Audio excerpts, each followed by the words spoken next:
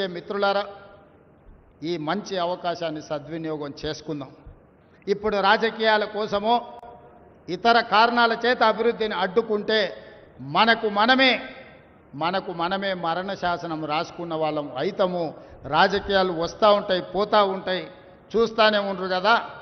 ఒకప్పుడు ఏ పార్టీని బతకనియేమో, ఎవరు రాజకీయం కాదు కదా, నిద్రలో కూడా శాసనసభ్యులు అవుతామన్న ఆలోచన చెయ్యొద్దు అని ఆనాడు అక్రమ కేసులు పెట్టి ఎంతమందిని జైళ్ళకు పంపించారు. ఇవాళ వాళ్ళే తన్నుకొని చేస్తున్నారు. ఒకరు కడుపులో కత్తులు పెట్టుకొని కౌగిలించుకుంటున్నారు. ఎవరు అక్కర్లేదు, వాళ్ళే పొడుచుకుంటున్నారు. విపరీతమైన అవినీతి సొమ్ము వచ్చిన తర్వాత సొమ్ముల పంపకాలలో కుటుంబ పంచాయతీలు ఇవాళ కుటుంబంలోనే ఒకరు సహించుకోలేని పరిస్థితి. ఒకరి మీద ఒకరు యాసిడ్ దాడులు చేసుకోవాలని ఒకరిని ఇంకొకరు నవ్వుతూనే కడుపులో కత్తులు పెట్టుకొని కౌగిలించుకునే పరిస్థితులు ఈ రాష్ట్రంలో దాపురించినాయి.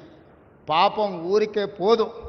పెద్దలు చెప్పిండ్రు, చేసుకున్న వాడికి చేసుకున్నంత మహానుభావ అని చెప్పిండ్రు.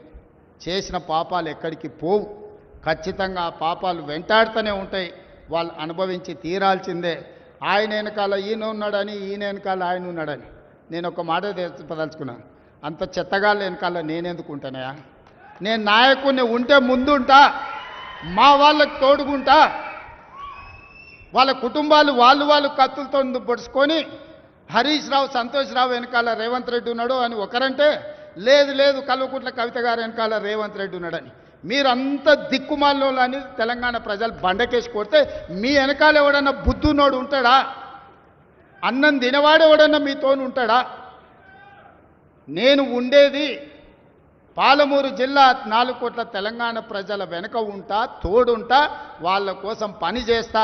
నాకంత సమయం లేదు ఇంత పనికిమాలతోని కలిసి. లేకపోతే మీకు మీరే పంపకాలలో వచ్చిన పంచాయతీలు మీరే పొడుచుకుంటారు. మేము చూస్తే చాలు. జరుగుతున్న పరిణామాలు అందరికీ తెలుసు. దయచేసి మీ వివాదంలోకి మీ కుటుంబ పంచాయతీలనో మీ కుల పంచాయతీలనో మమ్మల్ని లాగకండి. మాకెలాంటి ఆసక్తి లేదు. మిమ్మల్ని ఎప్పుడో ప్రజలు తిరస్కరించిండ్రు. మీరు కాలం చెల్లిన 1000 రూపాయల నోటు లాంటోళ్ళు. కాలగర్భంలో కలిసిపోతుంది ఆ పార్టీ. ఒకప్పుడు జనతా పార్టీ కూడా గొప్ప పేరుండే, కానీ జనతా పార్టీ కనుమరుగైంది. ఆ తర్వాత తెలుగుదేశం పార్టీ ఒక అద్భుతమైన పార్టీ, చాలామందికి అవకాశాలు కల్పించిన పార్టీ. కొంతమంది కుట్రల వల్ల ఆ పార్టీ కూడా ఈరోజు తెలంగాణలో ఒక సమస్యను ఎదుర్కొంటుంది. మరి ఇన్ని దుర్మార్గాలు చేసిన మీరు మాత్రం ఎట్లా మనుగడ సాధిస్తారు?